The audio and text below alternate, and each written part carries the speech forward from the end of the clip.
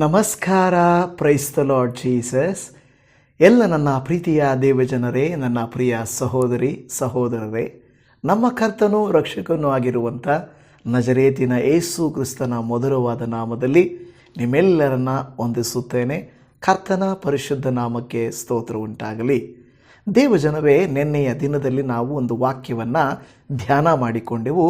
ಅದೇನೆಂದರೆ, ನಿಮ್ಮ ಆಶೀರ್ವಾದಕ್ಕೆ ಅಡ್ಡಿಯಾಗಿರುವ ಶಾಪದ ಒಂದು ವಸ್ತುವು, ಶಾಪದ ಕೆಲವು ಕಾರ್ಯಗಳು ನಿಮ್ಮ ಮಧ್ಯದಲ್ಲಿದ್ದಾವೆ. ಅದನ್ನು ನೀವು ತೆಗೆದುಬಿಟ್ಟರೆ ನಿಮ್ಮ ಮಧ್ಯದಲ್ಲಿ ನಾನು ಅದ್ಭುತಗಳನ್ನು ಮಾಡುತ್ತೇನೆ ಎಂದು ದೇವರ ವಾಕ್ಯವು ನಮಗೆ ತಿಳಿಸಿತ್ತು. ನೀವೆಲ್ಲರೂ ಅದನ್ನು ಧ್ಯಾನ ಮಾಡಿಕೊಂಡಿದ್ದೀರಾ. ಕರ್ತನ ನಾಮಕ್ಕೆ ಸ್ತೋತ್ರ ಉಂಟಾಗಲಿ. ಹಾಗಾದರೆ ಅದನ್ನು ನಾನು ಆಲೋಚಿಸಿ ಪ್ರಾರ್ಥಿಸುತ್ತಿರುವಾಗ ಇನ್ನೂ ಕೆಲವು ಕಾರ್ಯಗಳನ್ನು ದೇವರಾತ್ಮನು ನಿಮ್ಮೊಟ್ಟಿಗೆ ಮಾತನಾಡಬೇಕೆಂದು ದೇವರು ಬಯಸುತ್ತಾ ಇದ್ದಾರೆ. ಯಾಕೆಂದರೆ ಕೆಲವು ಕಾರ್ಯಗಳನ್ನು ಮಾತ್ರ ನಾವು ಮಾತಾಡಿಕೊಂಡಿದ್ದೇವೆ. ನಮ್ಮ ಆಶೀರ್ವಾದಕ್ಕೆ ಅಡ್ಡಿಯಾಗಿರುವಂಥವುಗಳನ್ನು ನಾವು ಧ್ಯಾನ ಮಾಡಿದ್ದೇವೆ. ನಮ್ಮ ಕುಟುಂಬದಲ್ಲಿ, ನಮ್ಮ ಜೀವಿತದಲ್ಲಿ ಶಾಪಗಳನ್ನು ಉಂಟು ಮಾಡುವ ಕೆಲವು ಕಾರ್ಯಗಳು ನಮ್ಮಲ್ಲಿದ್ದಾವೆ. ಅವುಗಳನ್ನು ಜಯಿಸಬೇಕಾದರೆ ಏನು ಮಾಡಬೇಕು, ಯಾವ ರೀತಿ ಅವುಗಳನ್ನು ಎದುರಿಸಬೇಕು ಅನ್ನುವಂಥ ಕಾರ್ಯಗಳ ಕುರಿತು ಇವತ್ತು ನಾವು ದೇವರ ವಾಕ್ಯದಿಂದ ತಿಳಿದುಕೊಳ್ಳಲಿಕ್ಕೆ ಹೋಗೋಣ. ಹೌದು, ದೇವರ ವಾಕ್ಯ ನಮ್ಮನ್ನು ಎಚ್ಚರಿಸುತ್ತದೆ. ನಾವು ಮಾಡಬೇಕಾದ ಕೃತ್ಯವನ್ನು ತಿಳಿಯಪಡಿಸುತ್ತದೆ. ಮಾಡುವುದು ಬಿಡುವುದು, ಅನುಸರಿಸುವುದು ಬಿಟ್ಟು ಬಿಡುವುದು, ಅದು ನಿಮಗೆ ಸಂಬಂಧಪಟ್ಟ ವಿಷಯ. ದೇವರಂತೂ ತನ್ನ ವಾಕ್ಯದ ಮೂಲಕ ತನ್ನ ಭಕ್ತರಿಗೆ, ತಾನು ಪ್ರೀತಿಸುವವರಿಗೆ, ಮಕ್ಕಳೇ ಇದು ಮಾಡಬೇಡ್ರಿ, ಇದು ಬೇಡ ಅಂತ ಹೇಳುವಾಗ ಮಾಡಬೇಕು. ತಂದೆ ತಾಯಿಗಳು ಕೂಡ ಮಕ್ಕಳಿಗೆ ಹೇಳಿಕೊಡುತ್ತಾರೆ, ಈ ಥರ ನಡೆಯಬೇಡ್ರಿ, ಈ ಥರ ಮಾತಾಡಬೇಡ್ರಿ, ಈ ಥರ ಮಾಡಬೇಡ್ರಿ, ನನಗಿಷ್ಟ ಆಗೋದಿಲ್ಲ, ಆ ಥರ ಮಾಡಿದ್ರೆ ಆಗೋದಿಲ್ಲ ಅಂಥೇಳಿ. ಆದರೂ ಮಕ್ಕಳು ಮಾಡಿದರೆ ತಂದೆ ತಾಯಿಗಳಿಗೆ ಕೋಪ ಬರುತ್ತದೆ. ಹಾಗೆ ನಾವು ದೇವರ ಮಾತನ್ನು ಕೇಳದೆ ಹೋದರೆ ದೇವರಿಗೆ ಕೋಪ ಬರುತ್ತೆ.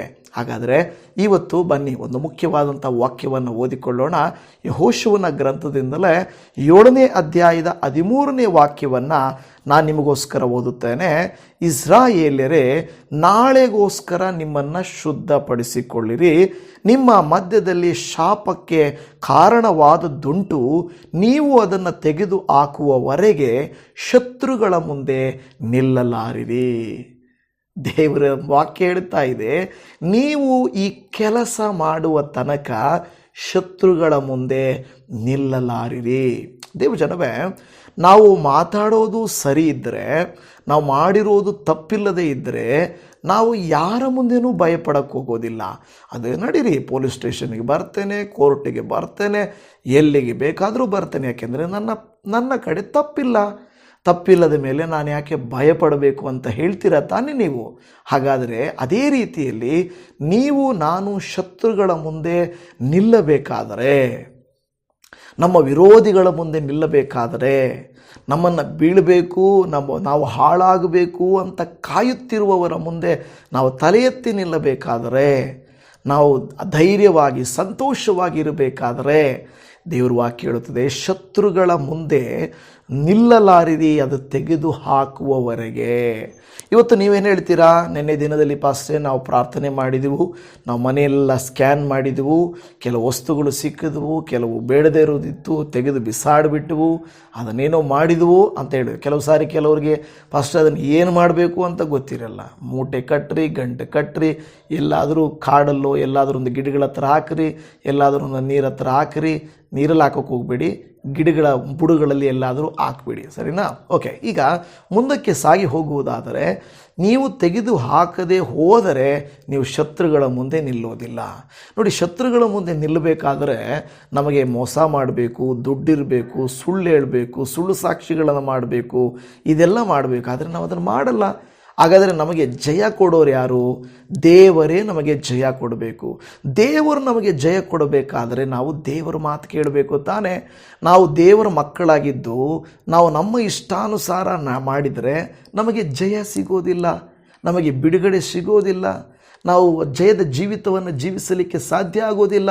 ಹಾಗಾದರೆ ಇವತ್ತು ದೇವರ ವಾಕ್ಯದಲ್ಲಿ ಹೇಳುತ್ತಾ ಇರುವಂಥದ್ದು, ನಿಮ್ಮನ್ನು ನೀವು ಪರಿಶುದ್ಧಪಡಿಸಿಕೊಳ್ಳಿರಿ, ಶಾಪಕ್ಕೆ ಕಾರಣವಾದದ್ದುಂಟು. ಈಗ ನಿನ್ನೆ ನಾವು ಮಾತಾಡಿಕೊಂಡೆವು, ಶಾಪಕ್ಕೆ ಕಾರಣವಾದದ್ದನ್ನು ನಾವು ತೆಗೆದುಹಾಕಬೇಕಾದರೆ ದೇವರ ವಾಕ್ಯದ ಕುರಿತಾಗಿ ಮಾತನಾಡಿಕೊಂಡೆವು ಅಲ್ವಾ.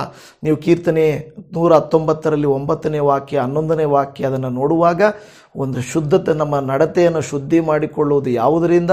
ದೇವರ ವಾಕ್ಯದಿಂದ. ದೇವರಿಗೆ ವಿರೋಧವಾಗಿ ಪಾಪ ಮಾಡದಂತೆ ನುಡಿಗಳನ್ನು ನಮ್ಮ ಹೃದಯದಲ್ಲಿ ಇಟ್ಟುಕೊಳ್ಳುವುದರ ಮೂಲಕ ಅಂತ ಹೇಳುತ್ತಾ ಇದೆ. ಮುಂದಕ್ಕೆ ಸಾಗಿ ಹೋಗಿ ನಮ್ಮನ್ನು ನಾವು ಶುದ್ಧಿ ಮಾಡಿಕೊಳ್ಳಲಿಕ್ಕಿರುವಂಥ ಇನ್ನೊಂದು ವಿಚಾರ, ಬಹಳ ಮುಖ್ಯವಾದ ವಿಚಾರ ಎಫೆಸ ಪತ್ರಿಕೆಯಲ್ಲಿ ಬರೆಯಲ್ಪಟ್ಟಿದೆ. ಎಫೆಸ ಪತ್ರಿಕೆ 1ನೇ ಅಧ್ಯಾಯ 7ನೇ ವಚನ. ಈತನು ನಮಗೋಸ್ಕರ ತನ್ನ ರಕ್ತವನ್ನು ಸುರಿಸಿದ್ದರಿಂದ ನಮ್ಮ ಅಪರಾಧಗಳು ಪರಿಹಾರವಾಗಿ ನಮಗೆ ಬಿಡುಗಡೆಯಾಯಿತು. ಇದು ದೇವರ ಕೃಪಾತಿಶಯವೇ. ಹಾಲೆಲೂಯಾ. ನೋಡಿ, ದೇವರ ವಾಕ್ಯ ಎಷ್ಟು ಸ್ಪಷ್ಟವಾಗಿ ಪೌಲನ ಮೂಲಕವಾಗಿ ನಮಗೆ ಹೇಳುತ್ತಾ ಇದೆ ಏನಂದರೆ, ಈತನು ನಮಗೋಸ್ಕರ. ಯಾರು ಈತನು? ಯೇಸು ಸ್ವಾಮಿ. ಯೇಸುವು ನಮಗೋಸ್ಕರ ತನ್ನ ರಕ್ತವನ್ನು ಸುರಿಸಿದ್ದರಿಂದ. ಈಗಲೂ ನಮ್ಮ ಜನ ಏನು ಮಾಡ್ತಾ ಇದ್ದಾರೆ, ಈ ಆಯುಧ ಪೂಜೆ ಬಂದಾಗ, ಊರ ಜಾತ್ರೆ ಬಂದಾಗ ಅನೇಕರು ಏನು ಮಾಡ್ತಾರೆ ಗೊತ್ತಾ? ಊರಿಗೆ ಬಂದ ಕೀಡು, ಮನೆಗೆ ಬಂದ ಕೀಡು, ನಮ್ಮ ರಕ್ತವನ್ನು ಯಾವುದು ಕೋರಿಕೊಳ್ಳಬಾರದು ಅಂತ ಪ್ರಾಣಿಗಳನ್ನು, ಪಕ್ಷಿಗಳನ್ನು ಬಲಿ ಕೊಡ್ತಾರೆ. ಕುರಿ, ಕೋಳಿಯನ್ನು ಕೊಯ್ದು ಅದರ ರಕ್ತವನ್ನು ಅದಕ್ಕೆ ಹಚ್ತಾರೆ. ಹಾಗಾದರೆ ಇಲ್ಲಿ ನೋಡ್ರಿ, ನಮ್ಮ ಮೇಲಿರುವ ಶಾಪಗಳು, ನಮ್ಮ ಮೇಲಿರುವಂಥ ಪಾಪಗಳನ್ನು ತೊಳೆಯಲಿಕ್ಕಾಗಿ ದೇವರ ವಾಕ್ಯ ಏನು ಹೇಳ್ತಾ ಇದೆ? ತನ್ನ ರಕ್ತವನ್ನು ಸುರಿಸಿದ್ದರಿಂದ. ಯೇಸು ಸ್ವಾಮಿ ತನ್ನ ಪರಿಶುದ್ಧ ರಕ್ತ, ನೋಡ್ರಿ, ಯಾವುದೋ ರಕ್ತ ಅಲ್ಲ ರೀ, ಯಾವುದೋ ರಕ್ತ ಅಲ್ಲ, ಕೋಳಿ ರಕ್ತ ಅಲ್ಲ, ಕುರಿ ರಕ್ತ ಅಲ್ಲ, ಇಲ್ಲ ಈ ಕೋಳಿಗೆ ಹೆಸರಿಟ್ಟು ಕುರಿಗೆ ಹೆಸರಿಟ್ಟು ಇದು ದೇವ್ರ ಕುರಿ, ಇದನ್ನು ಕಡಿದ್ರೆ ನಮ್ಮ ಪಾಪ ಹೋಗುತ್ತೆ, ಆ ರೀತಿಯಾಗಿ ಇರೋದಲ್ಲ. ಪರಿಶುದ್ಧ ರಕ್ತ. 2 ಕಾರ್ಯಗಳಿರಬೇಕು ಅದರಲ್ಲಿ. ಒಂದು ಜನ್ಮತಃ, ಅಂದರೆ ಹುಟ್ಟಿದಾಗಲೇ ಪರಿಶುದ್ಧವಾಗಿರಬೇಕು. 2 ಕರ್ಮತಃ, ಅಂದರೆ ಏನಂದರೆ ನಾವು ಜೀವಿಸುವಾಗ ತಪ್ಪು ಮಾಡಿರಬಾರ್ದು. ಕೆಲವು ಸಾರಿ ಹುಟ್ಟುವಾಗ ಸಾಧ್ಯನೇ ಇಲ್ಲ ಬಿಡಿ, ಹುಟ್ಟುವಾಗಲೇ ನಮ್ಮಲ್ಲಿ ಪಾಪ ಇದೆ, ಬೆಳೆಯುವಾಗಲೂ ನಮ್ಮಲ್ಲಿ ಪಾಪ ಇದೆ. ಡಬಲ್ ಸಿನ್ ನಮ್ಮಲ್ಲಿದೆ, ಡಬಲ್ ಪಾಪ ನಮ್ಮಲ್ಲಿದೆ. ಆದರೆ ಈ ಪಾಪಗಳು ತೊಳೆಯಲ್ಪಡಬೇಕಾದರೆ ಯೇಸು ಸ್ವಾಮಿಯ ರಕ್ತ ನಮಗೆ ಇದು. ಅನೇಕ ಜನರು ಏನು ಹೇಳ್ತಾರೆ ಗೊತ್ತಾ? ಭಯವಾದಾಗ, ರೋಗ ಬಂದಾಗ, ಸಮಸ್ಯೆ ಬಂದಾಗ, ಆರ್ಥಿಕ ಸಂದಿಗ್ಧತೆ ಬಂದಾಗ ಹೇಳ್ತಾರೆ, ಯೇಸು ರಕ್ತದಲ್ಲಿ ಜಯ, ಯೇಸು ರಕ್ತದಲ್ಲಿ ಜಯ, ಯೇಸು ರಕ್ತದಲ್ಲಿ ಜಯ ಅಂತ ಹೇಳ್ತಾರೆ. ಇವತ್ತು ನಿಮ್ಮ ಪಾಪಗಳು, ನಿಮ್ಮ ಶಾಪಗಳು, ನಿಮ್ಮ ಮಧ್ಯದಲ್ಲಿರುವಂಥ ಶಾಪದ ಕೃತ್ಯಗಳು ಲಯವಾಗಿ ಶುದ್ಧವಾಗಬೇಕಾದರೆ ದೇವರ ವಾಕ್ಯ ಹೇಳುತ್ತದೇನಂತ? ಆತನ ರಕ್ತ. ಹೌದು, ಇಬ್ರಿಯ 9:27 ಹೇಳುತ್ತದೆ, ಹೆಚ್ಚು ಕಡಿಮೆ ಎಲ್ಲ ಪಾಪಗಳು ರಕ್ತ ಪ್ರೋಕ್ಷಣೆಯಿಂದಲೇ ಅದೇನಾಗ್ತದೆ? ಪರಿಶುದ್ಧವಾಗುತ್ತದೆ. ರಕ್ತಧಾರಣೆ ಇಲ್ಲದೆ ಪಾಪ ಪರಿಹಾರ ಉಂಟಾಗುವುದಿಲ್ಲ, ದೇವರ ವಾಕ್ಯ ಹೇಳುತ್ತದೆ. ಹೌದಲ್ವಾ? ದೇವರಂದರೆ ಪರಿಶುದ್ಧ ರಕ್ತವು ಜೀವ ಆಗಿದೆ, ಜೀವ ಆಗಿದೆ. ಹಾಗಾದರೆ ಯೇಸು ಸ್ವಾಮಿ ನಮಗೆ ಜೀವವನ್ನು ಕೊಡುವಂಥವನಾಗಿದ್ದಾನೆ. ದೇವರಿಂದ ದೂರವಾದಂಥ ನಮ್ಮನ್ನು ದೇವರ ರಕ್ತವು ಪರಿಶುದ್ಧ ಮಾಡಿ ನಮ್ಮನ್ನು ದೇವರ ಬಳಿಗೆ ಮತ್ತೆ ನಡೆಸುವಂಥದ್ದು ಆಗಿದೆ. ಹಾಲೆಲೂಯಾ. ಕರ್ತನ ನಾಮಕ್ಕೆ ಸ್ತೋತ್ರವುಂಟಾಗಲಿ. ಇಲ್ಲಿ ಹೇಳ್ತಾ ಇದ್ದ, ಈತನು ನಮಗೋಸ್ಕರ ತನ್ನ ರಕ್ತವನ್ನು ಸುರಿಸಿದ್ದರಿಂದ ನಮ್ಮ ಅಪರಾಧಗಳು ಪರಿಹಾರವಾಗಿ ನಮಗೆ ಬಿಡುಗಡೆಯಾಯಿತು.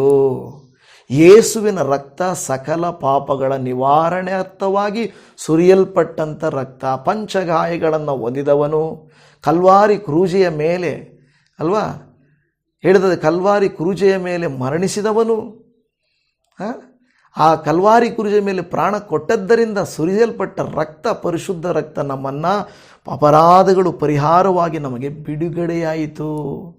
ಬಿಡುಗಡೆ ಆಗಬಹುದು, ಆಗುತ್ತೇನೋ ಅಲ್ಲ, ಅದೇ ಯೇಸು ಬಂದಿದ್ದು ಏನು? ನಾನು ಬಂದಿದ್ದು ನನ್ನ ಪ್ರಾಣವನ್ನು ಈಡುಕೊಡುವುದಕ್ಕಾಗಿಯೂ ನಿಮ್ಮನ್ನು ನನ್ನ ರಕ್ತದಿಂದ ಕ್ರಯಕ್ಕೆ ಕೊಂಡುಕೊಳ್ಳುವುದಕ್ಕಾಗಿಯೂ ಬಂದಿದ್ದೇನೆ ಎಂದು ಹೇಳುತ್ತಾ ಇದ್ದಾರೆ.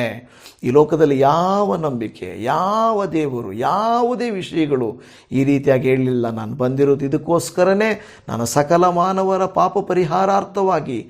ಸ್ನಾನಿಕನಾದ ಯೋಹಾನನು ಯೇಸು ಸ್ವಾಮಿಯ ಕುರಿತು ಹೇಳಿದ ಹಾಗೆ, ಇಗೋ ಯಜ್ಞಕ್ಕೆ ದೇವರು ನೇಮಿಸಿದ ದೇವರ ಕುರಿಮರಿ, ಒಂದೇ ಸಾರಿ ಲೋಕದ ಪಾಪಗಳನ್ನು ಹೊತ್ತುಕೊಂಡು ಹೋಗುವ ದೇವರ ಕುರಿಮರಿ.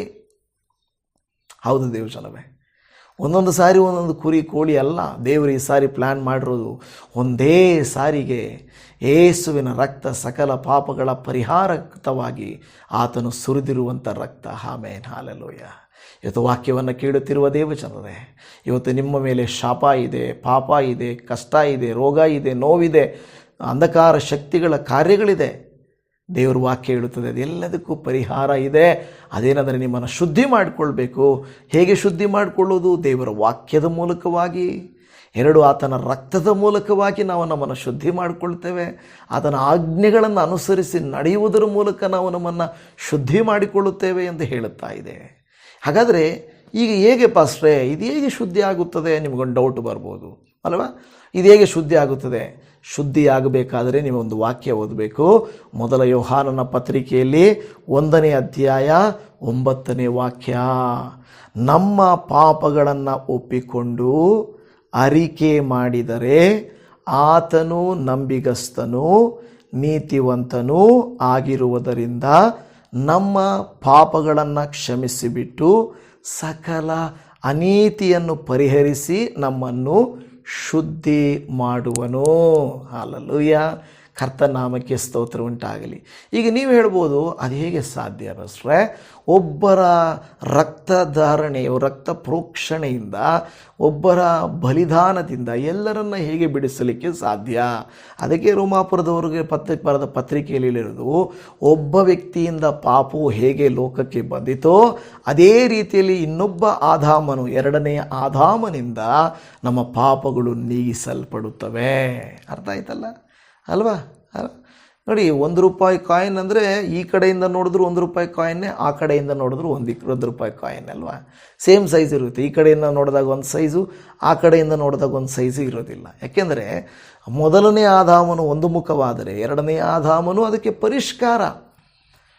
ಆಂಟಿಬಯೋಟಿಕ್ಸ್ ಅಂತ ಹೇಳ್ತಾರೆ. ಒಂದು ರೋಗಕ್ಕೆ ರೋಗ ನಿರೋಧಕ ಶಕ್ತಿ, ಬಿಡುಗಡೆ. ನೀವು ಕೆಲವು ಸಾರಿ ಅಂದ್ಕೊಂಡಿರ್ತೀರ, ನಾನು ಅಂದ್ಕೊಂಡಿದ್ದೇನೆ, ಏನೋ ಒಂದು ದೊಡ್ಡ ನೋವು ಸಮಸ್ಯೆ ಇರುತ್ತದೆ, ಒಂದು ಚಿಕ್ಕ ಮಾತ್ರೆ ಕೊಟ್ಟಿರ್ತಾರೆ. ನಾವು ಹೇಳ್ತೀವಿ ಇದಿಷ್ಟು ಮಾತ್ರೆ ಎಲ್ಲಿ ಹೋಗುತ್ತೆ, ಎಲ್ಲಿ ನನಗೆ ನೋವು ಕಡಿಮೆ ಮಾಡುತ್ತೆ ಅಂತ. ಆದರೆ ನೀವು ನೋಡಿ, ಆ ಸಣ್ಣ ಮಾತ್ರೆಯನ್ನು ನೀವು ತಗೊಳ್ಳುವಾಗ ಆ ಸಣ್ಣ ಮಾತ್ರೆ ಎಲ್ಲಿ ಹೋಗಿ ಕೆಲಸ ಮಾಡಬೇಕು ಅಲ್ಲಿ ಕೆಲಸ ಮಾಡುತ್ತೆ, ನೋವು ಕಡಿಮೆ ಆಗುತ್ತೆ.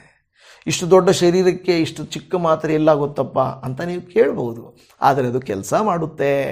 ದೇವರು ಕೆಲಸ ಮಾಡ್ತದೆ. ದೇವರ ವಾಕ್ಯ ಹೇಳುತ್ತದೆ ನಿಮ್ಮನ್ನು ಅದು ನೋವು ಕಡಿಮೆ ಮಾಡುತ್ತದೆ. ಹಾಗೆಯೇ ಯೇಸುವಿನ ರಕ್ತವು ಸಕಲ ಮಾನವರ ಪಾಪ ಪರಿಹಾರಾರ್ಥವಾಗಿ ಸುರಿಸಲ್ಪಟ್ಟಿರುವಂಥದ್ದು. ಇಲ್ಲಿ ದೇವರ ವಾಕ್ಯ ಹೇಳುತ್ತದೆ ನಾವು ಪಾಪಗಳನ್ನು ಒಪ್ಪಿಕೊಂಡು ಅರಿಕೆ ಮಾಡಬೇಕು. ನಾವು ಶುದ್ಧಿಯಾಗೋದು ಹೇಗೆ? ದೇವರು ಸಿದ್ಧಪಡಿಸಿದ್ದಾನೆ. ಉದಾಹರಣೆಗೆ ಮಾತ್ರೆ ಮದ್ದು ರೆಡಿಯಾಗಿದೆ ಅಪ್ಪ, ಅದನ್ನು ಮುಂದೆ ಇಟ್ಟುಕೊಂಡು ನನಗೆ ಸೌಖ್ಯವಾಗಲಿಲ್ಲ, ನನಗೆ ನೋವು ಕಡಿಮೆ ಆಗಲಿಲ್ಲ ಅಂದರೆ, ಅಯ್ಯೋ ನೀನು ಮೂರ್ಖ, ಫಸ್ಟು ಮಾತ್ರೆ ತಿನ್ನಪ್ಪ ಅಂತ ಹೇಳ್ತಾರೆ. ಮಾತ್ರೆ ತೆಗೆದುಕೊಳ್ಳಬೇಕು. ಹಾಗೇನೆ ನಾವು ದೇವರ ಬಳಿಯಲ್ಲಿ ನಮ್ಮ ಪಾಪಗಳನ್ನು ಒಪ್ಪಿಕೊಳ್ಳಬೇಕು. ದೇವ್ರಿಗೆ ಗೊತ್ತಿಲ್ವಾ? ಫಸ್ಟೇ ದೇವ್ರಿಗೆ ಗೊತ್ತಿಲ್ವಾ ನಮ್ಮ ಪಾಪಗಳು? ದೇವ್ರಿಗೆ ಗೊತ್ತು. ನಿನ್ನ ಪಾಪಗಳು ಪರಿಹಾರವಾಗಬೇಕಾದರೆ ನೀವು ನಿಮ್ಮ ಪಾಪಗಳನ್ನು ಅರಿಕೆ ಮಾಡಬೇಕು ಅಂತ ದೇವರ ವಾಕ್ಯ ಹೇಳ್ತಾ ಇದೆಯಲ್ವಾ? ಪರಿಶುದ್ಧ ಮಾಡಿಕೊಳ್ಳಬೇಕು. ನಿಜ. ಹೇಗೆ? ದೇವರ ವಾಕ್ಯದ ಮೂಲಕ, ಯೇಸುವಿನ ರಕ್ತದ ಮೂಲಕ, ಪಶ್ಚಾತ್ತಾಪದ ಮೂಲಕ, ಪಾಪ ಹರಿಕೆಯ ಮೂಲಕ. ನಾನು ಪಾಪಿ ಎಂದು ದಾವೀದನು ಹೇಳ್ತಾನೆ, ನಾನು ಪಾಪಿ ಎಂದು ನಾನೇ ಒಪ್ಪಿಕೊಂಡಿದ್ದೇನೆ ದೇವರೇ, ನನ್ನ ಪಾಪವು ಯಾವಾಗಲೂ ನನ್ನ ಮುಂದೆ ಇದೆ. ಕೆಲವು ಸಾರಿ ನಾವು ಬಚ್ಚಿಟ್ಕೊಳ್ತೇವಲ್ವ, ಯಾರಿಗೂ ಹೇಳಲ್ಲ ನಾವು ಮಾಡಿರುವಂಥ ತಪ್ಪುಗಳನ್ನು. ಹೌದಲ್ವ? ದಾವೀದನು ಹಾಗೆ ಮಾಡಿದ. ತಾನು ಬೆರ್ಷೆಬಳೊಟ್ಟಿಗೆ ಮಾಡಿದಂಥ ಕೃತ್ಯವನ್ನು ಯಾರಿಗೂ ಹೇಳಲಿಲ್ಲ. ಅದಕ್ಕೂ ನನಗೆ ಸಂಬಂಧನೇ ಇಲ್ಲ, ನಾನಿನ್ನೂ ಆಕೆಗೆ ಏನು ಕೊಟ್ಟಿದ್ದೀನಿ? ಜೀವನ ಕೊಟ್ಟಿದ್ದೀನಿ. ಕೆಲವರು ಹೇಳ್ತಾರಲ್ಲ, ಮಾಡೋದೆಲ್ಲ ಅನಾಚಾರ, ಆದರೆ ತೋರಿಸ್ಕೊಳ್ಳೋದೆಲ್ಲ ಏನೋ ಶಿಷ್ಟಾಚಾರ ಅಲ್ವಾ? ಮಾಡೋದೆಲ್ಲ ಅನಾಚಾರನೇ, ಆದರೆ ನಾನು ಏನೋ ಒಳ್ಳೆಯದು ಮಾಡಿದ್ದೀನಿ ಅಂತ ತೋರಿಸ್ಕೊಳ್ಳೋದು. ಕೆಲಸ ಮನುಷ್ಯರ ಬುದ್ಧಿನೇ ಅದೇ ಥರನೇ. ದಾವೀದನು ಏನು ಮಾಡೋದು ಗೊತ್ತಾ? ಅಯ್ಯೋ ಉರಿಯನು ಸತ್ತೋಗ್ಬಿಟ್ಟಿದ್ದಾನೆ, ಅದಕ್ಕೆ ಆಕೆಗೆ ಜೀವನ ಇಲ್ಲ, ಇನ್ನೇನು ಮಾಡೋದು, ನಾನೇ ಆಕೆಗೆ ಜೀವನ ಕೊಡ್ತೀನಿ ಅನ್ನೋ ರೀತಿಯಲ್ಲಿ. ಆದರೆ ಅವನೇ ಆಕೆ ಗಂಡನನ್ನು ಸಾಯಿಸಿದ್ದಾನೆ ಅನ್ನೋದು ಯಾರಿಗೂ ಗೊತ್ತಿಲ್ಲ. ಆದರೆ ಒಂದು ದಿವಸ ಗೊತ್ತಾಗುತ್ತದೆ. ದೇವರ ಪ್ರವಾದಿ ಬಂದು ಹೇಳ್ತಾನೆ, ಈ ಥರ ಒಬ್ಬರು ತಪ್ಪು ಮಾಡಿದ್ದಾರೆ, ಏನು ಮಾಡಬೇಕು ರಾಜ? ಅಂಥವ್ರನ್ನ ಬಿಡಬಾರ್ದು. ಅವನು ನೀನೇ ತಪ್ಪು ಮಾಡಿದವನು, ನೀನೇ ಅಂದಾಗ, ಅಯ್ಯೋ ನಾನು ಯಾರಿಗೂ ಗೊತ್ತಿಲ್ಲ ಅಂದುಕೊಂಡಿದ್ದೆ, ನನ್ನ ಪಾಪ ಗೊತ್ತಾಗ್ಬಿಡ್ತು. ಸರಿ, ಈಗೇನು? ಹೌದು ನಾನೇ ಮಾಡಿದ್ದು, ಆ ಪ್ರವಾದಿನ ಹಿಡಿದು ಕೊಲ್ರಿ ಅಂತ ಹೇಳ್ಬೋದಾಗಿತ್ತು ಅಲ್ವಾ, ಅವನ ಸಾಯಿಸ್ಬಿಡಿ ಅಂತ ಹೇಳ್ಬೋದಾಗಿತ್ತು. ಆದರೆ ದಾವೀದನು ಎಸ್, ನಾನು ತಪ್ಪು ಮಾಡಿದ್ದೀನಿ, ಒಪ್ಕೊಳ್ತಾ ಇದ್ದೀನಿ. ಹೇಳಿದ್ರೆ ನಾನು ಪಾಪಿ ಎಂದು ನಾನೇ ಒಪ್ಪಿಕೊಂಡಿದ್ದೇನೆ, ನನ್ನ ಪಾಪವು ಯಾವಾಗಲೂ ನನ್ನ ಮುಂದೆ ಇದೆ. ದಾವೀದನ ಮುಂದೆನೇ ಇತ್ತು. ಕೆಲವು ಸಾರಿ ನಾವು ಕಳ್ಳತನ ಮಾಡ್ಕೊಂಡು ಬಂದಿರುವಂಥ ವಸ್ತುಗಳು, ಮೋಸ ಮಾಡಿ ಇಟ್ಕೊಂಡಿರೋ ವಸ್ತುಗಳು, ಬೇರೆಯವ್ರಿಗೆ ತಪ್ಪು ಮಾಡಿ ತೊಂದರೆ ಮಾಡಿ ಇಟ್ಕೊಂಡಿರೋ ಪೇಪರ್ಗಳು, ಆಸ್ತಿ ಕಾಗದಗಳು, ಹಣಗಳು, ಕೆಲವು ಸಾರಿ ಮಕ್ಕಳು ಎಲ್ಲ ನಮ್ಮ ಕಣ್ಣು ಮುಂದೆನೇ ಇರುತ್ತೆ. ಅವೇ ನಮಗೆ ಸಾಕ್ಷಿ, ಹೌದಲ್ವಾ? ಅವ್ರನ್ನ ನೋಡಿದಾಗೆಲ್ಲ, ಆ ಮಗು ನೋಡಿದಾಗೆಲ್ಲ, ಆ ವಸ್ತು ನೋಡಿದಾಗೆಲ್ಲ, ಆ ಆಸ್ತಿ ನೋಡಿದಾಗೆಲ್ಲ, ಆ ವಾಹನ ನೋಡಿದಾಗೆಲ್ಲ ಈ ಥರ ಬಂತು, ಈ ಥರ ಬಂತು, ಈ ಥರ ಬಂತು ಅಂತ ಅನಿಸ್ತಾ ಇರ್ತದಲ್ವ. ಅದಕ್ಕೆ ದೇವರು ವಾಕ್ಯ ಹೇಳಿತು, ಅದೇ ಶಾಪದ ಕೆಲವು ವಸ್ತುಗಳು ನಿಮ್ಮಲ್ಲಿದ್ದಾವೆ, ತೆಗೆದುಹಾಕ್ರಿ. ಮೋಸ ಮಾಡಿದ್ದು, ಸುಳ್ಳು ಹೇಳಿದ್ದು, ಲಂಚ ಕೊಟ್ಟು ತಗೊಂಡಿದ್ದು, ದೇವರಿಗೆ ವಿರೋಧವಾಗಿ ಮಾಡಿರೋ ಕೃತ್ಯಗಳನ್ನು ಬಿಟ್ಬಿಡ್ರಿ. ಕಳೆದ ಸಾರಿ ನಾನೊಂದು ಘಟನೆಯನ್ನು ನಿಮಗೆ ಹೇಳಿದೆ, ಮತ್ತೆ ನಾನು ಹೇಳ್ತೇನೆ. ಇಬ್ಬರು ಸ್ನೇಹಿತರಿದ್ದರು. ಆ ಇಬ್ಬರು ಸ್ನೇಹಿತರು ಚೆನ್ನಾಗಿ ಒಳ್ಳೆ ಫ್ರೆಂಡ್ಸು. ಆದರೆ ಅವರಿಬ್ಬರ ಮಧ್ಯೆ ತಗಾದೆ ಬಂತು, ಜಗಳ ಬಂತು. ಅವರೇನು ಮಾಡಿಬಿಟ್ರು, ಒಬ್ರಿಗೊಬ್ಬರು ಜಗಳ ಮಾಡಿಕೊಂಡ್ರು. ಒಬ್ಬನೇನು ಮಾಡ್ದ, ಅವನನ್ನು ಅಡವಿಗೆ ಹೋಗುವಾಗ, ಅಡವಿಯಲ್ಲಿ ಹೋಗುವಾಗ ಅವನನ್ನು ಕೊಂದುಬಿಟ್ಟು ಅಲ್ಲೇ ಅಡವಿಯಲ್ಲೆಲ್ಲೋ ಮುಚ್ಚಿಟ್ಬಿಟ್ಟ. ಯಾರಿಗೂ ಗೊತ್ತಾಗಿಲ್ಲ. ಸುಮಾರು ದಿನಗಳು ಅವರ ಮನೆಯವರೆಲ್ಲ ಕೇಳಿದರು, ಎಲ್ಲಪ್ಪ ನಿನ್ನ ಸ್ನೇಹಿತ, ನೀನೇ ಅವನ ಜೊತೆಯಲ್ಲಿದ್ದು ನೀನೇ ಕೊಂದಿರ್ತೀಯ. ಅಯ್ಯೋ ಇಲ್ಲ, ನನಗೇ ದುಃಖ ಆಗಿದೆ, ಅವನು ಎಲ್ಲೋದ್ನೋ ನನಗೆ ಗೊತ್ತಿಲ್ಲ, ನನಗೆ ನೋವಾಗ್ತಾ ಇದೆ ಅಂತ ಹೇಳಿಬಿಟ್ಟು ತುಂಬ ಇದು ಮಾಡ್ದ. ಆವಾಗ ಎಲ್ಲರೂ ನಂಬಿದ್ರು, ಯಾಕಂದರೆ ಒಳ್ಳೆಯ ಸ್ನೇಹಿತ, ಇವನು ಹಂಗೆ ಮಾಡಿರಲ್ಲ, ಯಾಕಂದರೆ ಅವನು ದುಃಖ ಪಡ್ತಾ ಇದ್ದಾನೆ ಅಂತ. ಪೊಲೀಸವರು ಕೇಳಿದ್ರು, ಇಲ್ಲ ನನಗೆ ಗೊತ್ತೇ ಇಲ್ಲ ಅಂದರು. ಸುಮಾರು ವರ್ಷಗಳಾದ ಮೇಲೆ, 25-30 ವರ್ಷ ಆದಮೇಲೆ ಒಬ್ಬ ವ್ಯಕ್ತಿ ಬಂದು ಒಂದು ಪೇಪರಲ್ಲಿ ಎಲ್ಲ ಬರೆದು ಪೊಲೀಸ್ ಸ್ಟೇಷನಲ್ಲಿ ಕೊಡ್ತಾನೆ. ಪೊಲೀಸವರು ಓದಿದಾಗ ದಂಗಾಗಿ ಹೋಗ್ತಾರೆ. ಏನಪ್ಪ ಇದು ಅಂದರೆ, ಅದೇ ಸರ್, ನಿಜ ಸರ್, ಇಷ್ಟು ವರ್ಷಗಳ ಹಿಂದೆ ನಾನೇ ನನ್ನ ಫ್ರೆಂಡನ್ನು ಕೊಂದುಬಿಟ್ಟೆ, ನಾನು ಅವನ್ನ ಸಾಯಿಸಿಬಿಟ್ಟೆ. ಆದರೆ ಅಲ್ಲಿಂದ ಇಲ್ಲಿವರೆಗೂ ಯಾರೂ ನನ್ನನ್ನು ಅನುಮಾನಿಸಲಿಲ್ಲ. ಆದರೆ ಈಗ ನಾನು ಹೇಳ್ತಾ ಇದ್ದೀನಿ. ಆಗ ಪೊಲೀಸ್ ಅಧಿಕಾರಿ ಕೇಳ್ತಾರೆ, ಸರಿ ಇಷ್ಟು ದಿನಗಳಾದ ಮೇಲೆ ಯಾಕಪ್ಪ ಬಂದು ಕೇಳ್ತಾ ಇದೆಯಾ ಅಂತ ಒಂದು ಕ್ವಶನ್. ಆಗ ಹೇಳಿದರು, ಈ ಮಧ್ಯಕಾಲದಲ್ಲಿ ನಾನು ಯೇಸು ಸ್ವಾಮಿನ ಅಂಗೀಕಾರ ಮಾಡಿಕೊಂಡೆ, ಯೇಸುವನ್ನು ತಿಳ್ಕೊಂಡೆ. ಆದರೆ ಯೇಸುವನ್ನು ತಿಳ್ಕೊಂಡ ಮೇಲೆ ಯೇಸು ಸ್ವಾಮಿ ನನಗೆ ಹೇಳ್ತಾ ಇದ್ದರು, ನೀನು ಪಾಪ ಮಾಡಿದ್ದೀಯಾ, ಅದನ್ನು ಬಚ್ಚಿಟ್ಟಿದ್ದೀಯಾ ಅಂಥೇಳಿ, ಅದನ್ನು ನಾನು ಬಿಟ್ಟು ಬಿಡಬೇಕು ಅಂತ ನಾನು ಒಪ್ಪಿಕೊಳ್ಳಬೇಕಂತಿದ್ದೀನಿ. ಈಗ ನಾನು ಮಾಡಿದ ತಪ್ಪಿಗೆ ಶಿಕ್ಷೆ ಅನುಭವಿಸಲಿಕ್ಕೆ ನಾನು ರೆಡಿಯಾಗಿದ್ದೀನಿ. ನನ್ನ ಸ್ನೇಹಿತನನ್ನು ಕೊಂದದ್ದು ನಾನೇ ಎಂದು ಒಪ್ಪಿಕೊಳ್ಳುತ್ತಾನೆ. ಅದರರ್ಥ ಅದುವರೆಗೂ ಬಚ್ಚಿಟ್ಟು ಸುಳ್ಳು ಹೇಳಿ ಮೋಸ ಮಾಡಿದ ವ್ಯಕ್ತಿ ಯೇಸುವನ್ನು ಅಂಗೀಕರಿಸಿಕೊಂಡ ನಂತರ ಹೊರಗಡೆ ಬಂದು ಹೇಳ್ತಾ ಇದ್ದಾನೆ, ನಾನೇ ತಪ್ಪಿದಸ್ತ, ನಾನೇ ಕೆಲಸ ಮಾಡಿದ್ದೀನಿ ಅಂಥೇಳಿ ಒಪ್ಪಿಕೊಡ್ತಾನೆ. ಪೊಲೀಸವ್ರಿಗೆ ಅದಕ್ಕೆ ಆಶ್ಚರ್ಯ ಆಗುತ್ತೆ. ಇದು ಕತೆ ಅಲ್ಲ, ಆಂಧ್ರದಲ್ಲಿ ನಡೆದಿರುವ ನಿಜ ಜೀವಿತ, ನಿಜ ಕತೆ, ಇದು ನಿಜಕ್ಕೆ ಕೆಲಸ ಕಾರ್ಯ. ಹಾಗಾದರೆ ಯೇಸುವನ್ನು ನಂಬಿದಾಗ ದಾವೀದ ಮಹಾರಾಜನು ಒಪ್ಪಿಕೊಳ್ಳುವ ಹಾಗೆ, ಈ ವ್ಯಕ್ತಿ ತನ್ನ ಪಾಪವನ್ನು ಒಪ್ಪಿಕೊಳ್ಳುವ ಹಾಗೆ ನಾವು ಕೂಡ ನಮ್ಮ ಪಾಪಗಳನ್ನು ಒಪ್ಪಿಕೊಳ್ಳಬೇಕು, ಸರಿಪಡಿಸಬೇಕು. ಅದೇನಾದರೂ ವಸ್ತು ಇದ್ದರೆ, ವಾಹನ ಇದ್ದರೆ, ಆಸ್ತಿ ಇದ್ದರೆ, ಹಣ ಇದ್ದರೆ, ವ್ಯಕ್ತಿ ಇದ್ದರೆ ಅದನ್ನು ಸರಿಪಡಿಸ್ಕೊಂಡು, ದೇವರೇ ನಾನು ಪರಲೋಕ ಸೇರೋದು ಮುಖ್ಯ ಅಪ್ಪ, ಇದರಿಂದ ನಾನು ಸಂತೋಷಪಟ್ಟು ಇಲ್ಲಿ ಸುಖವಾಗಿದ್ದು ಹೆಸರು ಮಾಡೋದಲ್ಲ, ನನಗೆ ನನ್ನ ಆತ್ಮ ನಷ್ಟಪಡಬಾರದು ದೇವರೇ, ನಾನು ಪರಲೋಕ ರಾಜ್ಯ ಸೇರಬೇಕಪ್ಪ ಅಂತ ಹೇಳುವುದು ಬಹಳ ಮುಖ್ಯ. ಅದಕ್ಕೆ ಇಲ್ಲಿ 1 ಯೋಹಾನ 1:9 ಹೇಳುತ್ತಾ ಇದೆ, ನನ್ನ ಪಾಪಗಳನ್ನು ಒಪ್ಪಿಕೊಂಡು ಅರಿಕೆ ಮಾಡಿದರೆ ಆತನ ನಂಬಿಗಸ್ತನು, ಆತ ನೀತಿವಂತನೂ ಆಗಿರುವುದರಿಂದ ನಮ್ಮ ಪಾಪಗಳನ್ನು ಪರಿಹರಿಸಿಬಿಡ್ತಾನೆ. ಪರಿಹರಿಸಿ ಸಕಲ ನೀತಿಯನ್ನು ಪರಿಹರಿಸಿ ನಮ್ಮನ್ನು ಶುದ್ಧಿ ಮಾಡ್ತಾನೆ. ಪಾಪ ಹರಿಕೆ ಮಾಡಿಕೊಳ್ಳಬೇಕು. ಅರ್ಥ ಆಯ್ತಲ್ಲ? ಒಂದು, ನಮ್ಮನ್ನು ನಾವು ಶುದ್ಧಿ ಮಾಡಿಕೊಳ್ಳಬೇಕಾದ್ರೆ ದೇವರ ವಾಕ್ಯ, ಯೇಸುವಿನ ರಕ್ತ, ಪಾಪ ಹರಿಕೆ, ಪಶ್ಚಾತ್ತಾಪ ಮತ್ತು ಪಾಪ ಹರಿಕೆ. ದೇವರ ವಾಕ್ಯ ನಮಗೆ ಜ್ಞಾನೋಕ್ತಿ ಗ್ರಂಥ ಹೇಳುವ ಮಾತು 28:13ರಲ್ಲಿ, ದೋಷಗಳನ್ನು ಮುಚ್ಚಿಕೊಳ್ಳುವವನಿಗೆ ಶುಭವಾಗದು, ಅವುಗಳನ್ನು ಒಪ್ಪಿಕೊಂಡು ಬಿಟ್ಟು ಬಿಡುವವನಿಗೆ ಕರುಣೆ ದೊರೆಯುವುದು. ದೇವ್ರ ವಾಕ್ಯ ಹೇಳ್ತಾ ಇರೋದು, ದೋಷಗಳನ್ನು ಮುಚ್ಚಿಕೊಳ್ಳುವವನಿಗೆ ಶುಭವಾಗೋದಿಲ್ಲ, ಅವುಗಳನ್ನು ಒಪ್ಪಿಕೊಳ್ಳಬೇಕು ಮಾತ್ರ ಅಲ್ಲ, ಒಪ್ಪಿಕೊಳ್ಳೋದು ಮಾತ್ರ ಅಲ್ಲ, ಅವುಗಳನ್ನು ಬಿಟ್ಟು ಬಿಡಬೇಕು. ಅನೇಕರು ಒಪ್ಪಿಕೊಳ್ತಾರೆ, ಹೌದು ನಾನು ತಪ್ಪು ಮಾಡ್ತಾ ಇದ್ದೀನಿ, ಇಂಥ ಕೆಲಸ ಮಾಡ್ತಾ ಇದ್ದೀನಿ, ದೇವರು ನಿನ್ನ ದೇಹವನ್ನು ದೇವರ ಆಲಯವಾಗಿಟ್ಟುಕೋ, ಶರೀರಾಶೆ, ನೇತ್ರಾಶೆ, ಬದುಕು ಬಾಳಿನ ಡಂಬವನ್ನು ನೀನು ಬಿಟ್ಟು ಬಿಡುವಂಥ ದೇವ್ರ ವಾಕ್ಯ ಹೇಳುತ್ತೆ. ನಾನು ತಪ್ಪಿದಸ್ತನೇ, ನಾನು ಪಾಪಿ ಅಂತ ಹೇಳ್ತಾರೆ. ಬಿಟ್ಬಿಡು ಅಂದರೆ ಬಿಟ್ಬಿಡೋಕ್ಕಾಗ್ತಾ ಇಲ್ಲ. ಅಲ್ವಾ? ಬಿಡೋಕ್ಕಾಗ್ತಾ ಇಲ್ಲ. ಯಾಕೆ ಬಿಡೋಕ್ಕಾಗ್ತಾ ಇಲ್ಲ? ಅದು ನಾನು ಸಾಯೋವರೆಗೂ ನನ್ನನ್ನು ಬಿಡಲ್ಲ, ನಾನು ಬಿಟ್ಟರು ನನ್ನನ್ನು ಅದು ಬಿಡಲ್ಲ ಅಂತ ಹೇಳ್ತಾರೆ. ಎಲೆಡಿಕೆ ಹಾಕುವಂಥವ್ರು, ಪಾನ್ ಪರಾಗ ಹಾಕುವಂಥವ್ರು, ಧೂಮಪಾನ ಮಾಡುವಂಥವ್ರು, ಮದ್ಯಪಾನ ಮಾಡುವಂಥವ್ರು, ವ್ಯಭಿಚಾರ ಮಾಡುವಂಥವ್ರು, ಕಳ್ಳತನ ಮಾಡುವಂಥವ್ರು, ಸುಳ್ಳು ಹೇಳುವಂಥವ್ರು, ಮೋಸ ಮಾಡುವಂಥವರು, ಕೆಟ್ಟತನಗಳನ್ನು ಮಾಡುವಂಥವರು ಬಿಟ್ಟು ಬರೋಕ್ಕೆ ಆಗಲ್ಲ. ಬಿಟ್ಟರೆ ನನ್ನ ಜೀವನನ ನಾನು ಅದು ಬಿಡೋದಕ್ಕಿಂತ ಸತ್ತೋಗೋದು ಮೇಲೂ ಅಂತಾರೆ. ದೇವಜನವೇ, ಸತ್ತೋಗೋದು ಪರಿಷ್ಕಾರ ಅಲ್ಲ, ದೇವ್ರ ಮುಂದೆ ನಿಂತ್ಕೊಳ್ಬೇಕು. ಸಾಯೋ ತನಕ ನಾನು ಹೆಂಗೋ ಇಟ್ಟಿರ್ತೀನಿ, ಯಾರಿಗೂ ಗೊತ್ತಿಲ್ಲದಂಗೆ ಇಡ್ತೇನೆ, ಹಂಗಿಡೋಕ್ಕಾಗಲ್ಲ. ಬಯಲಿಗೆ ಬರದೇ ಇರುವಂಥ ರಹಸ್ಯ ಒಂದೂ ಇಲ್ಲ. ಪ್ರತಿ ಕಾರ್ಯ ಗುಟ್ಟು ರಟ್ಟಾಗಿ ಹೋಗ್ತದೆ. ನಮ್ಮ ಜೀವಿತಗಳಲ್ಲಿ ದೇವರು ಎಲ್ಲವನ್ನು ನೋಡುತ್ತಾ ಇರುತ್ತಾರೆ. ಅದಕ್ಕೆ ದೇವರು ವಾಕ್ಯ ಹೇಳ್ತಾ ಇರುವಂಥದ್ದು, ಅವುಗಳನ್ನು ಒಪ್ಪಿಕೊಂಡು ಬಿಟ್ಟು ಬಿಡುವವನಿಗೆ ಕರುಣೆ ದೊರೆಯುವುದು.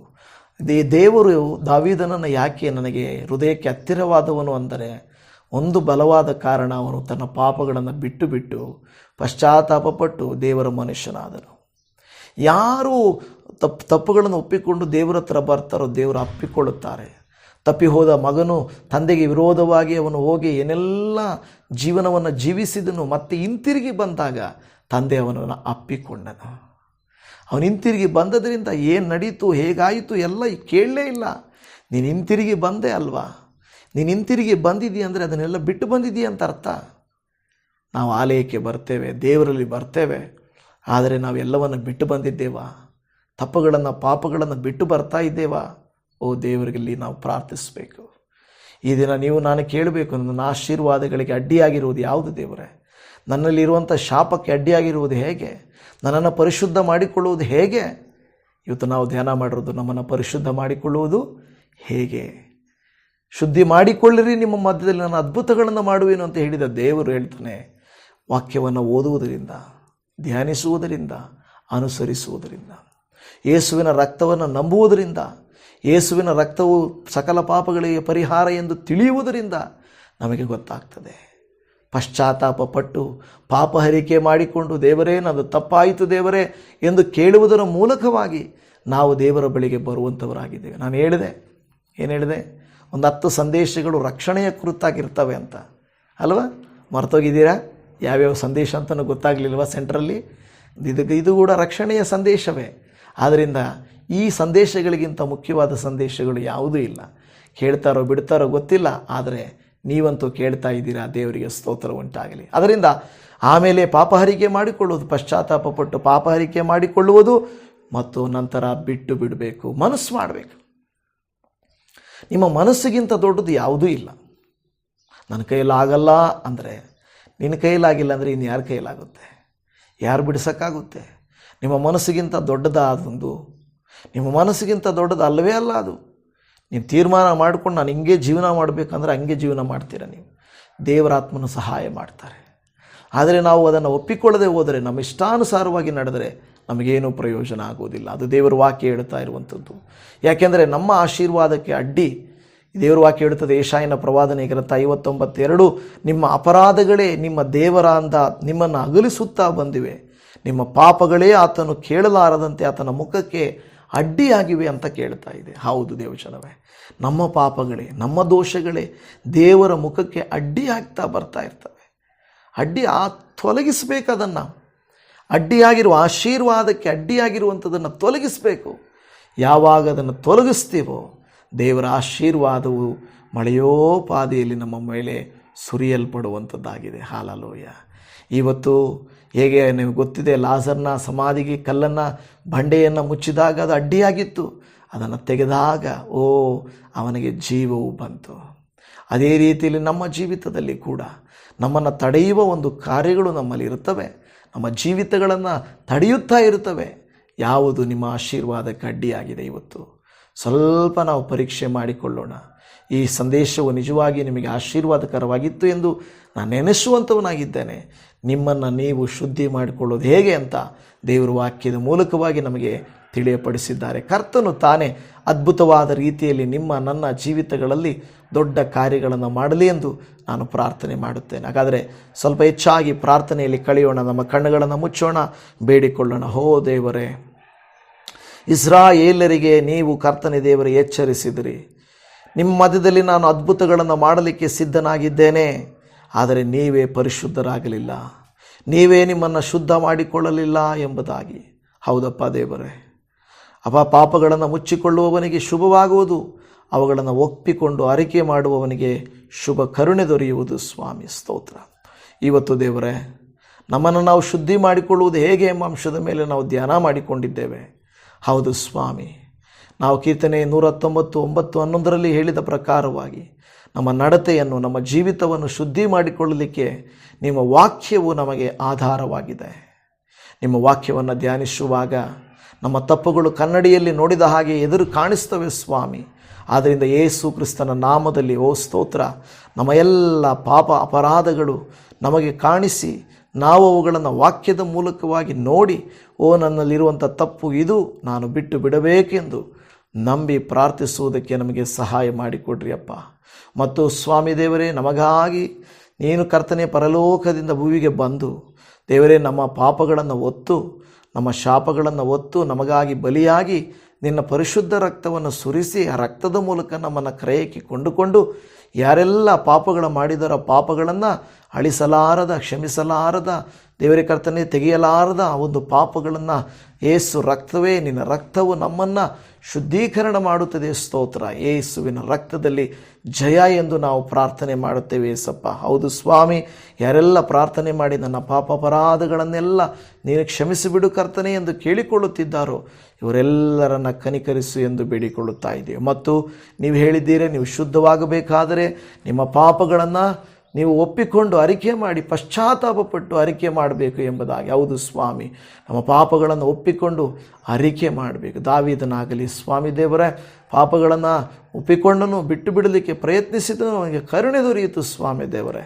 ಹಾಗೆಯೇ ನಮಗೂ ಕೂಡ ಕರುಣೆ ದೊರೆಯಲಿಕ್ಕಾಗಿ ನಾವು ಪ್ರಾರ್ಥನೆ ಮಾಡಿಕೊಳ್ಳುವಂತೆ, ದೇವರೇ ಅರಿಕೆ ಮಾಡುವಂತೆ ನಮಗೆ ಸಹಾಯ ಮಾಡಿಕೊಟ್ರು. ಮತ್ತು ನೀವು ಹೇಳುತ್ತೀರಿ, ಅರಿಕೆ ಮಾಡುವುದು ಸಾಲದು, ಅದನ್ನು ಮುಂದುವರಿಸಬಾರದು, ಬಿಟ್ಟು ಬಿಡಬೇಕೆಂದು ಹೇಳ್ತಾರಪ್ಪ. ಅದು ಆಶೀರ್ವಾದಕರ ಅನಿಸಬಹುದು, ನಮಗೆ ಇಷ್ಟ ಅನಿಸ್ಬೋದು, ಬಿಡೋಕ್ಕಾಗಲ್ಲ ಅನಿಸ್ಬೋದು. ಆದರೆ ಅದನ್ನು ಬಿಡದೆ ಹೋದರೆ ಪಾಪವು ನಮ್ಮನ್ನು ಬಿಡಲ್ಲ ಸ್ವಾಮಿ. ಅದಕ್ಕೆ ಒಂದು ಪರಿಷ್ಕಾರವನ್ನು ನೀವು ಕೊಡಬೇಕಾಗಿ ನಾವು ಕೇಳಿಕೊಳ್ಳುತ್ತಾ ಇದ್ದೀವಿ. ಯಾಕೆಂದರೆ ನಿನ್ನ ವಾಕ್ಯ ಹೇಳುತ್ತದೆ, ಎಲ್ಲಿಯವರೆಗೂ ನಿಮ್ಮ ಅಪರಾಧಗಳು, ನಿಮ್ಮ ಪಾಪಗಳು ನಿಮ್ಮಲ್ಲಿ ಇದೆಯೋ ಅಲ್ಲಿಯವರೆಗೂ ನೀವು ನನ್ನಿಂದ ದೂರವಾಗಿಯೇ ಇದ್ದೀರಿ ಹೊರತು ನನ್ನ ಹತ್ತಿರಕ್ಕೆ ನೀವು ಬರುವುದಿಲ್ಲ ಎಂಬುದಾಗಿ. ಕರ್ತನೇ ದೇವರೇ, ನಾವು ದೂರವಾಗಿರುವುದು ನಮಗೆ ಬೇಡಪ್ಪ, ನಿಮಗೆ ಹತ್ತಿರವಾಗಬೇಕು. ನಮ್ಮ ಎಲ್ಲ ಪಾಪ ಅಪರಾಧಗಳು ಕ್ಷಮಿಸಲ್ಪಡಬೇಕು. ನಮ್ಮನ್ನು ಪರಿಪೂರ್ಣವಾಗಿ ನೀನು ಸೌಖ್ಯ ಮಾಡಪ್ಪ. ನಮ್ಮನ್ನು ಕರ್ತನೇ ದೇವರೇ ಪಾಪದಿಂದ ಕರ್ತನೇ ದೇವರೇ ತೊಳೆದು ಶುದ್ಧೀಕರಿಸಪ್ಪ. ನಾನು ಪಾಪದ ಪಾಲಿಗೆ ಸತ್ತು ನಿತ್ಯ ಜೀವದ ಪಾಲಿಗೆ ಜೀವಿಸುವಂತೆ ಕೃಪೆಯನ್ನು ತೋರಿಸಪ್ಪ. ಹೌದು ದೇವರೇ, ಅನೇಕ ಸಾರಿ ನಾವು ಅಂದುಕೊಳ್ಳುತ್ತೇವೆ, ದೀಕ್ಷಾಸ್ನಾನ ಮಾಡಿಸಿಕೊಂಡ್ರೆ, ಆಲಯಕ್ಕೆ ಹೋದರೆ, ನಾವು ಕ್ರೈಸ್ತರಾದರೆ ನಾವು ಸರಿ ಹೋಗುತ್ತೇವೆ ಅಂತಲ್ಲ. ಹೌದಲ್ಲ, ಅದಲ್ಲಪ್ಪ ಕರ್ತನೆ. ನಮಗೆ ಬೇಕಾಗಿರುವಂಥದ್ದು ಬಿಟ್ಟು ಬಿಡುವುದು ಸ್ವಾಮಿ. ಆ ರೀತಿಯಾಗಿ ನಮಗೆ ಸಹಾಯ ಮಾಡಿಕೊಡಿ. ಈ ದಿನ ಈ ಕುಟುಂಬದಲ್ಲಿ ವಾಕ್ಯವನ್ನು ಕೇಳಿದವರು ಯಾವುದಾದರೂ ಪಾಪಗಳನ್ನು ದೇವರೇ ತೊಳೆದುಕೊಳ್ಳಲಿಕ್ಕೆ ಸಾಧ್ಯವಿಲ್ಲದೆ ಹೋದರೆ, ಇವತ್ತು ನಿನ್ನ ವಾಕ್ಯದಲ್ಲಿ ನಮಗೆ ತಿಳಿಯಪಡಿಸಿದ ಹಾಗೆ ನಾವು ನಮ್ಮನ್ನು ಶುದ್ಧಿಪಡಿಸಿಕೊಳ್ಳುವುದಕ್ಕೆ ನಮಗೆ ಸಹಾಯ ಮಾಡಿಕೊಡ್ರಿ. ಕರುಣೆಯುಳ್ಳ ಕರ್ತನೆ, ಪಾಪಗಳನ್ನು ಪರಿಹಾರ ಮಾಡಲಿಕ್ಕೆ ಶಕ್ತನಾದವನೇ ನಿನಗೆ ಸ್ತೋತ್ರ. ಈ ದಿನದ ಎಲ್ಲ ಕೆಲಸ ಕಾರ್ಯಗಳನ್ನು, ಈ ದಿನದ ಎಲ್ಲ ಕುಟುಂಬದ ಜವಾಬ್ದಾರಿಗಳನ್ನು, ಅಗತ್ಯಗಳನ್ನು ನೀನು ಪೂರೈಸಿ ಶರೀರಕ್ಕೆ ಬೇಕಾದಂಥ ಆರೋಗ್ಯವನ್ನು, ಮನಸ್ಸಿಗೆ ಬೇಕಾದಂಥ ನೆಮ್ಮದಿಯನ್ನು, ಬೇಕಾದಂಥ ಎಲ್ಲ ಪರಲೋಕದ ಕೃಪಾ ವರದಾನಗಳನ್ನು ಸುರಿಯ ಮಾಡು ಎಂದು ಬೇಡಿಕೊಳ್ಳುತ್ತಾ ಇದ್ದೇವೆ. ಪ್ರತಿನಿತ್ಯ ನಿಮ್ಮ ಮಾರ್ಗದಲ್ಲಿ ನಡೆದು, ನಿನ್ನ ಹೆಜ್ಜೆಯ ಜಾಡಿದಲ್ಲಿ ನಡೆದು, ನಿನಗಿಷ್ಟವಾದ ರೀತಿಯಲ್ಲಿ ನಡೆದುಕೊಳ್ಳುವುದು ನಾವು ಹೋಗುವುದಕ್ಕೆ ಸಹಾಯ ಮಾಡೆಂದು ಪ್ರಾರ್ಥನೆ ಮಾಡುತ್ತಾ ಇದ್ದೇವಪ್ಪ. ನಮ್ಮ ದೋಷಗಳನ್ನು ಮುಚ್ಚಿಕೊಳ್ಳದೆ ಒಪ್ಪಿಕೊಂಡು ಅರಿಕೆ ಮಾಡಿ ಬಿಟ್ಟು ನಾವು ಪರಿಶುದ್ಧರಾಗಿ ನಿನ್ನ ಅದ್ಭುತಗಳನ್ನು ಕಣ್ಣಾರೆ ಕಾಣುವಂತೆ ನೀನು ನಮಗೆ ಸಹಾಯ ಮಾಡಬೇಕೆಂದು ಬೇಡಿಕೊಳ್ಳುತ್ತಾ ಇದ್ದೇವೆ. ಸ್ತೋತ್ರ. ಈ ಪ್ರಾರ್ಥನೆಗಳನ್ನು ಪ್ರತಿನಿತ್ಯ ಕೇಳುವಂಥ ಈ ದೇವಜನರನ್ನು ನೀನು ಕರುಣಿಸು, ಅವರ ಅಗತ್ಯಗಳನ್ನು ಪೂರೈಸು, ಅವರ ಸಾಲ ಬಾಧೆಗಳಿಂದ ಅವರನ್ನು ಬಿಡಿಸು, ಎಲ್ಲ ಪರಲೋಕದ ಕೃಪಾ ವರದಾನಗಳನ್ನು ತುಂಬಿಸು. ಮನೆಯಲ್ಲಿ ಶಾಂತಿ ಸಮಾಧಾನ, ಮಕ್ಕಳಿಗೆ ಭವಿಷ್ಯ, ಮಕ್ಕಳಿಗೆ ಜಾಬ್ ಬೇಕಾಗಿರುವಾಗ, ಪ್ರಮೋಷನ್ ಬೇಕಾಗಿರುವಾಗ, ಟ್ರಾನ್ಸ್ಫರ್ ಬೇಕಾಗಿರುವಾಗ, ಕೋರ್ಟು ವಿಚಾರಗಳಲ್ಲಿ ಜಯ ಕೊಡು ಸ್ವಾಮಿ. ಆಸ್ತಿ ವಿಚಾರಗಳಲ್ಲಿ ನೀನು ಜಯ ಕೊಡು ಸ್ವಾಮಿ ದೇವರೇ.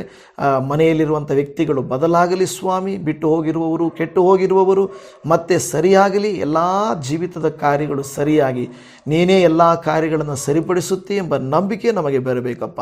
ಖಂಡಿತವಾಗಿ ನೀನು ನಮ್ಮನ್ನು ಕೈ ಬಿಡುವ ದೇವರಲ್ಲ. ನಮ್ಮನ್ನು ತೊರೆಯುವ ದೇವರಲ್ಲ. ಅನುದಿನವೂ ಪ್ರೀತಿಸುತ್ತಿ, ಪ್ರತಿದಿನವೂ ಪೋಷಿಸುತ್ತಿ, ನಮ್ಮನ್ನು ಅನುಗ್ರಹಿಸುತ್ತಿ, ಪರಲೋಕದ ದ್ವಾರಗಳನ್ನು ತೆರೆದು ನಮಗೆ ಬೇಕಾದಂಥ ಸ್ವರಗಳನ್ನು ಸುರಿಯ ಮಾಡುತ್ತೀರೆಂದು ನಂಬುತ್ತಾ ಈ ಪ್ರಾರ್ಥನೆಯನ್ನು ನಮ್ಮನ್ನು, ನಮ್ಮ ರಕ್ಷಕನು, ನಮ್ಮ ಕರ್ತನು, ನಮ್ಮನ್ನು ಪ್ರೀತಿಸುವಾತನು, ಜಯ ಕೊಡುವಾತನು, ಪರಿಶುದ್ಧಗೊಳಿಸುವಾತನಾಗಿರುವ ಯೇಸುವಿನ ನಾಮದಲ್ಲಿ ಬೇಡಿದ್ದೇವೆ ತಂದೆಯೇ. ಆಮೇನ್, ಆಮೇನ್. ನನ್ನ ಪ್ರೀತಿಯ ದೇವಜನವೇ, ನಿಮ್ಮೆಲ್ಲರಿಗೂ ಯೇಸು ಕ್ರಿಸ್ತನ ಮಧುರವಾದ ನಾಮದಲ್ಲಿ ವಂದನೆಗಳು. ಕರ್ತನು ನಿಮ್ಮನ್ನು, ನಿಮ್ಮ ಕುಟುಂಬಗಳನ್ನು ಹೇರಳವಾಗಿ ಆಶೀರ್ವಾದ ಮಾಡಲಿ. ಈ ವಾಕ್ಯಗಳನ್ನು ಇವತ್ತು ಧ್ಯಾನಿಸಿದ್ದಕ್ಕಾಗಿ ಧನ್ಯವಾದ. ಕರ್ತನು ತಾನೇ ನಿಮ್ಮೊಟ್ಟಿಗಿರಲಿ ಎಂದು ನಾನು ನಿಮ್ಮನ್ನು ಮನವಿ ಮಾಡಿಕೊಳ್ಳುತ್ತೇನೆ, ಬೇಡಿಕೊಳ್ಳುತ್ತೇನೆ. ದಯಮಾಡಿ ನಾಳೆಯ ದಿನದ ಮಿಷನರಿ ಜರ್ನಿಯ ಸ್ಟೋರಿಯನ್ನು ಬೆಳಿಗ್ಗೆ ನೀವು ಕೇಳಬೇಕಾಗಿ ನಿಮ್ಮಲ್ಲಿ ಮನವಿ ಮಾಡಿಕೊಳ್ಳುತ್ತೇನೆ. ನಿಮ್ಮೆಲ್ಲರಿಗೂ shalom. Praise the Lord Jesus. God bless you.